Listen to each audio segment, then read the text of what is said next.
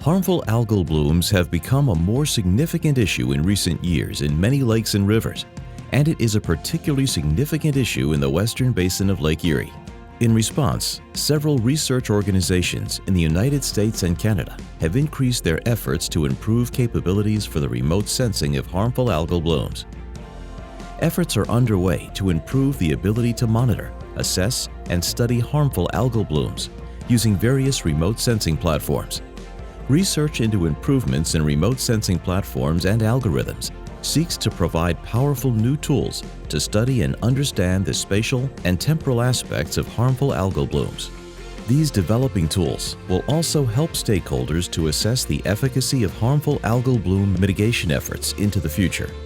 In this video journal, we present a concerted research campaign that includes airborne, hyperspectral remote sensing of lakes and rivers, extensive in situ sampling, and optical measurements along with robust algorithm development. NASA has been studying the harmful algal bloom issue using their overflights, and they've developed a hyperspectral imager. The satellites fly over every day, but the hyperspectral imager can go under the clouds and provide more high-quality data of the western basin.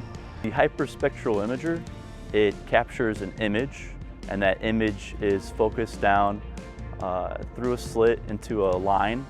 That line image is then propagated through a holographic diffraction grating, which then disperses the white light into a spectrum of colors.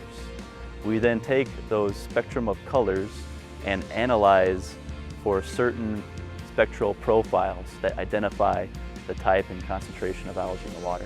What was novel about the approach that we used was we set out a series of mirrors onto the surface of the lake that bounce light back up to from the sun down to the surface and then back up to the sensor.